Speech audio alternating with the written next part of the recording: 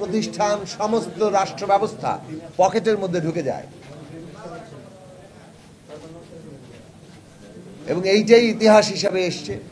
শেখ হাসিনা এটাকে একেবারে সর্বোচ্চ শিখরে নিয়ে গেছে, একেবারে এটাকে একটা নগ্ন চেহারায় নিয়ে গেছে। উনিই রাষ্ট্র, উনিই সবকিছু, উনিই দেশ। এটা করে দিয়েছি, ওটা দিয়ে দিয়েছি, যেন নিজের একটা জমিদারি আছে, তালুক আছে, সেখান থেকে মানুষকে দিয়ে দিচ্ছেন, করে দিচ্ছেন। এইরকম একটা পরিস্থিতি তো আমরা দেখেছি। কিন্তু এইসব কথাবার্তা কেবল কথাবার্তায় থাকে নাই, তার শাসনটা রাখার জন্য বাংলাদেশের ইতিহাসে ভয়ঙ্করতম একটা শাসন সে জারি করেছে। কিভাবে গুম খুন হয়েছে, লক্ষ লক্ষ মামলা হয়েছে, বিরোধী দলকে নানাভাবে নির্যাতন, অপদস্থ করার তৎপরতা হয়েছে। নতুন নতুন সমস্ত কায়দা কানুন তারা আবিষ্কার করেছে। সবচেয়ে বড় ব্যাপার হচ্ছে মানুষকে বিভাজিত করে দিচ্ছে। মানুষকে বিভাজিত করে নানা ট্যাগিং দিয়ে তারা দমন পীড়নটাকে জায়েজ করেছে। এইরকম একটা শাসন সম্ভব হয়েছে কারণ যে শাসন ব্যবস্থাটা আমাদের আছে সেটা এরকম শাসনকে নানাভাবে সাহায্য করে, এর কোন রকম প্রতিরোধ তৈরি করে না, সব জায়গায় নিয়ন্ত্রণ প্রতিষ্ঠা করা যায়।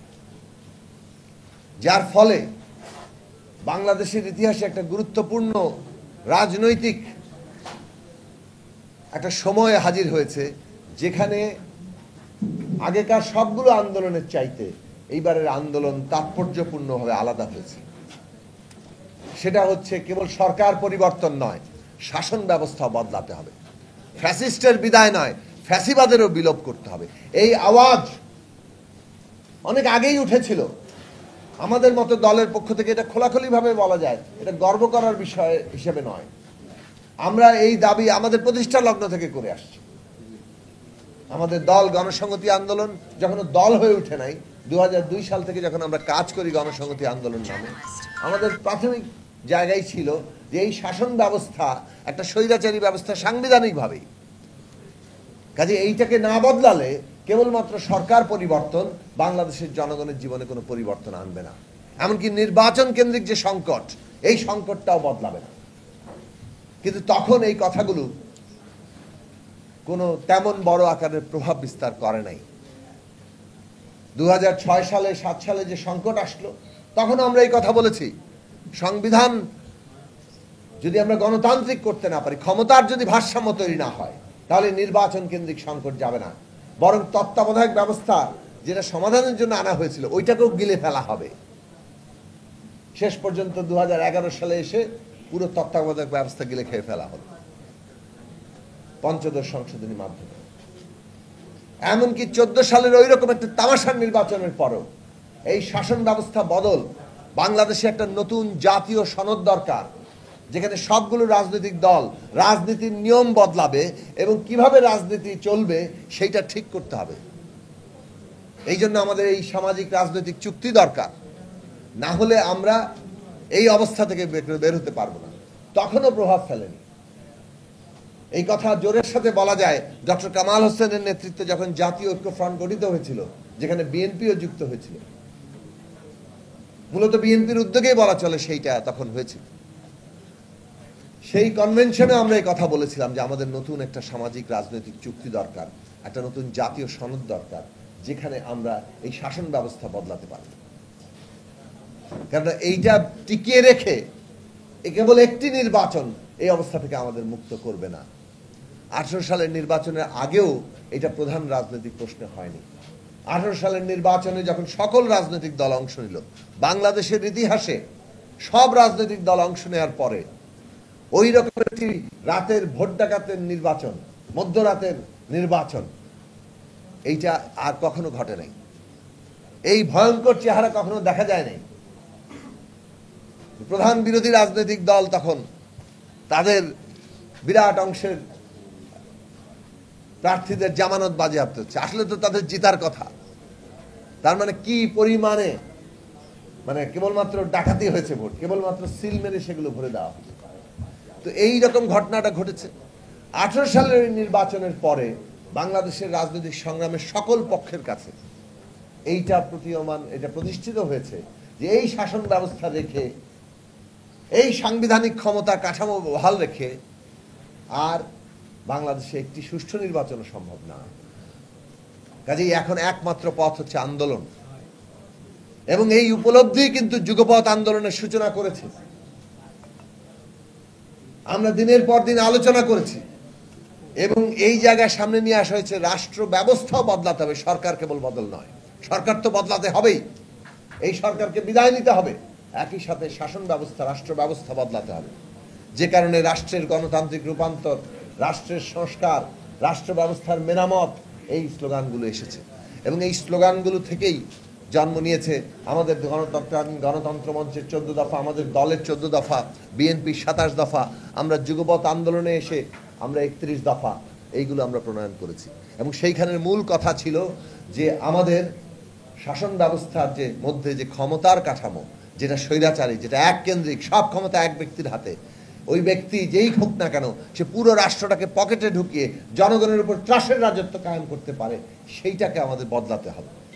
ক্ষমতার ভারসাম্য তৈরি করতে হবে, যেটার মধ্যে দিয়ে কেবলমাত্র জবাবদিহি তৈরি হতে পারে। সেইটা আমরা হয়তো 24-এর 7 জানুয়ারি ওই তামাশা আমি ডামি নির্বাচন, সেটা আমরা ঠেকিয়ে দিতে পারিনি, কিন্তু জনগণ সেটাকে প্রত্যাখ্যান করেছে। আমাদের আন্দোলনের কারণে আমরা দেখেছি পুরো নির্বাচনের দিন জনগণ আর ঘর থেকে বের হয় নাই, পুরো শহর ফাঁকা, কিন্তু তাকেও তারা একটা নির্বাচন বলে গায়ের জোরে জবরদস্তি করে আন্দোলনের মধ্যে স্যাবোটাজ করে, তারপরে তার দায় সহিংসতা নিজেরাই করে তার দায় বিরোধী দলের উপর চাপিয়ে তার উপর ক্র্যাকডাউন কিভাবে করেছে, এই সব কিছু আমাদের ছাত্ররা দেখেছে, এই সব কিছু আমাদের জনগণ দেখেছে। ফলে জনগণ একটা বারুদের স্তূপ হয়েছিল, প্রয়োজন ছিল একটা স্ফুলিঙ্গের। আমরা দেখেছি ইতিহাসে এটাই ঘটে, কখন যে স্ফুলিঙ্গটা আসে এবং কোন অবস্থা থেকে আসলে ওই দাবানলটা তৈরি হয়। কিন্তু দাবানল তৈরি হওয়ার জন্য একটা প্রাথমিক শর্ত হচ্ছে বারুদের স্তূপ আছে কিনা, জনগণ ওই পর্যায়ে পৌঁছেছেন কিনা। এই দীর্ঘ অপশাসন এবং বিশেষভাবে শেখ হাসিনার যে ফ্যাসিস্ট শাসন, সেইটা মানুষকে বারুদের স্তূপে পরিণত করেছে, যার ফলে আবু সাঈদ যখন 2 হাত প্রসারিত করে নিজের বুকে গুলির সামনে দাঁড়ালেন, বুকে গুলি নিয়ে নিলেন, শাহাদাতের জায়গায় চলে গেলেন, সেইটা ওই স্ফুলিঙ্গ হিসাবে দাবানলটা তৈরি করেছে।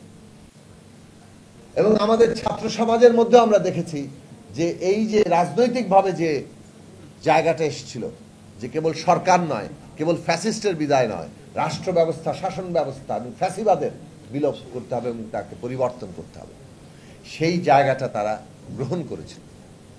কাজে এই প্রশ্নটা সংগ্রামের ভেতর দিয়ে একটা জাতীয় প্রশ্নে পরিণত হয়েছে। যে কোনো অভ্যুত্থান কিংবা বিপ্লবী একটা ঘটনা নতুন একটা ব্যবস্থার জন্ম দেয়, না হলে সেটা তো বড় পরিবর্তন হিসেবে আমরা গ্রহণ করতে পারি না।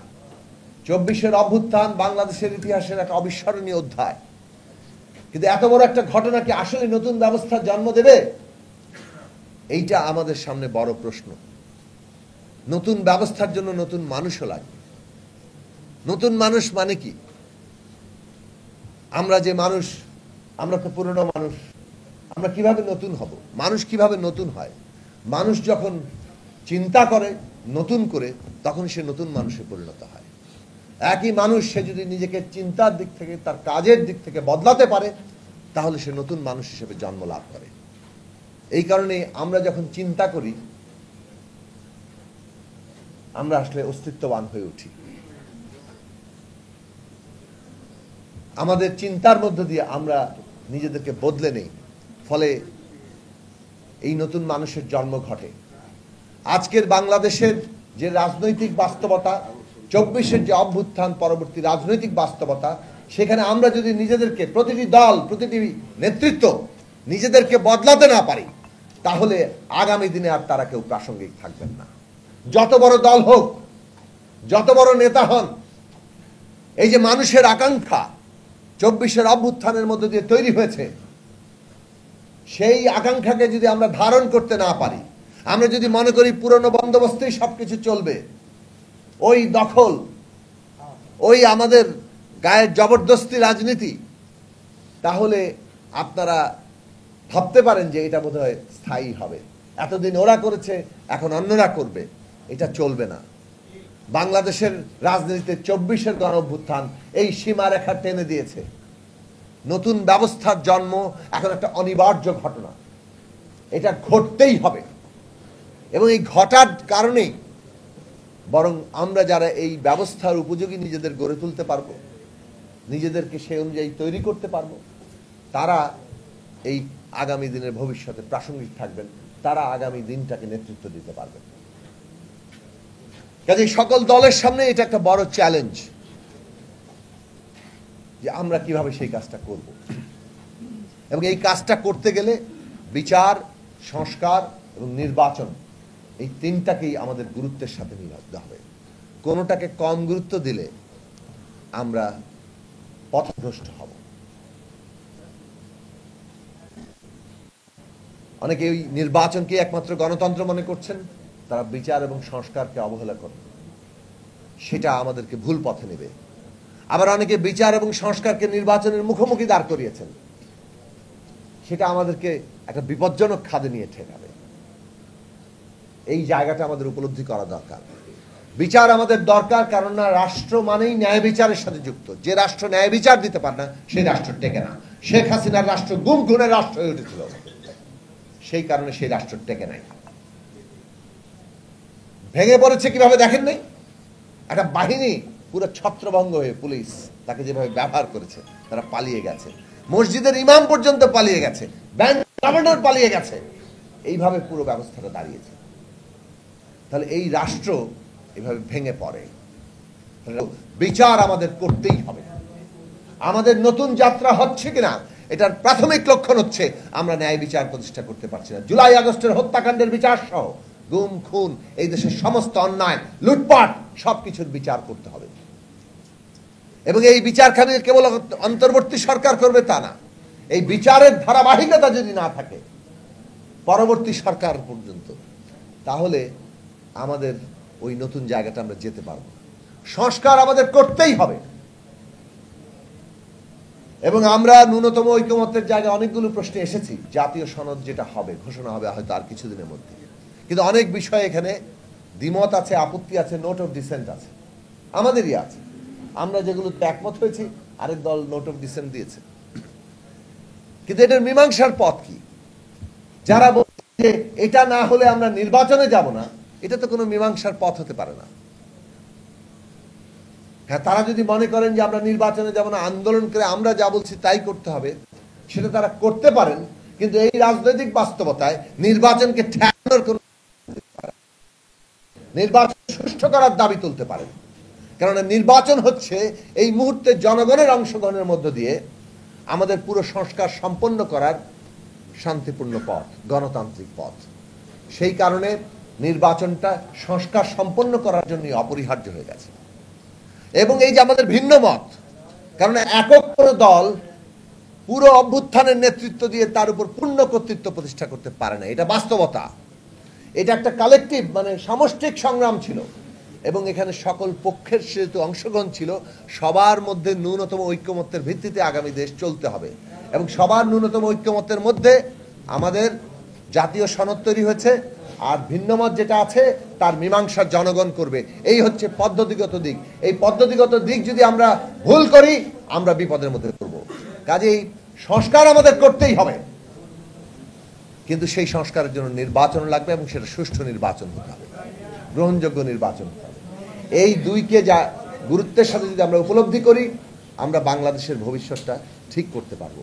এবং এইটাকে ঠিকঠাক করার মধ্য দিয়েই আজকে প্রমাণিত হবে কারা নতুন ব্যবস্থা চায়, কারা নিজেদেরকে বদলে নিচ্ছে সত্যিকার নতুন মানুষ হিসাবে, নতুন নেতৃত্ব হিসাবে বাংলাদেশকে আগামী দিনে নেতৃত্ব দেওয়ার জন্য নিজেদেরকে প্রস্তুত করছেন। এবং জনগণকেও সেই ভূমিকার জায়গায় আসতে হবে। আমরা যদি সেই জায়গায় বদলাতে না পারি, আমাদের ভবিষ্যৎ আবারও সংকটের মধ্যে পড়বে, আমাদের অভ্যুত্থান, আমাদের আত্মত্যাগ বেহাত হবে। কাজেই শহীদের রক্তের প্রতি যদি আমাদের সামান্য ঋণ আমরা অনুভব করি, বাংলাদেশকে বদলানোর জন্য আমরা সবাইকে নিজে প্রস্তুত করি।